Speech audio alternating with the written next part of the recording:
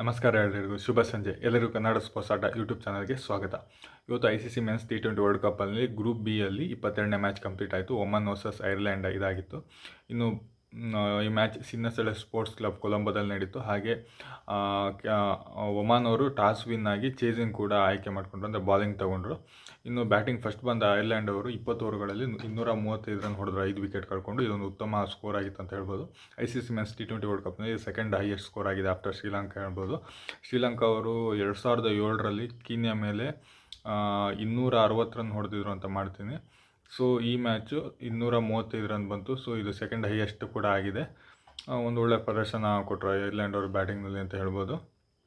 ಇನ್ನು ಕ್ಯಾಪ್ಟನ್ ಹಾಗೆ wicket keeper ಅವರು ಲೋಕನ್ ಟಕ್ಕರ್ ಅವರು 51 ಬಾಲಿಗೆ 94 ರನ್ ನೋಡಿದ್ರು. ಈ ಪ್ರದರ್ಶನಗಳಿಗೆ ಬಂದಷ್ಟು ಪ್ರಶಸ್ತಿ ಕೂಡ ದೊರೆಯಿತು.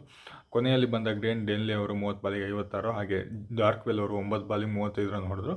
ಈ ಪ್ರದರ್ಶನದಿಂದ ಒಂದು ಉತ್ತಮ ಸ್ಕೋರ್ ಗಳಿಸಲು ಸಾಧ್ಯ ಆಯಿತು. ಇನ್ನು ಒಮಾನ್ ಪರ ಶಕೀಲ್ ಅಹ್ಮದ್ ಅವರು 4 ಓವರಿಗೆ 33 ರನ್ ಕೊಟ್ಟು 3 ವಿಕೆಟ್ ತೊಗೊಂಡ್ರು. ಇದು ಒಂದು ಉತ್ತಮ ಬಾಲಿಂಗ್ ಪ್ರದರ್ಶನ ಆಗಿತ್ತು.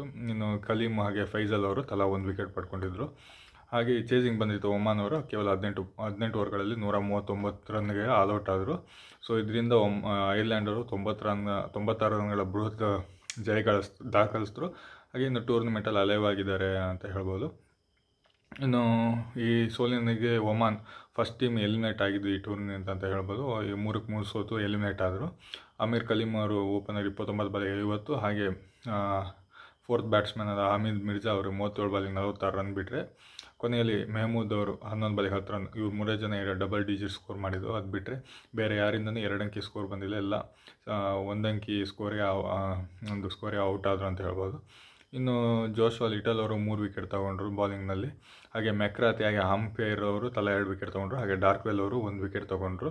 ಒಂದು ರನ್ಔಟ್ ಕೂಡ ಆಗಿತ್ತು ಮಿರ್ಜಾ ಅವ್ರದ್ದು ಅಂತ ಹೇಳ್ಬೋದು. ಓವರಾಲಾಗಿ ಐರ್ಲೆಂಡ್ ಒಂದು ಒಳ್ಳೆಯ ಪರ್ಫಾರ್ಮೆನ್ಸ್ ಕೊಟ್ಟಿದ್ದಾರೆ. ಕೆಲವೊಂದು ಅಪ್ಸೆಟ್ ಮ್ಯಾಚ್ಗಳು ಮಾಡಿದ್ದಾರೆ ಅವರು ಪ್ರೀವಿಯಸ್ ಎಡಿಷನಲ್ಲಿ.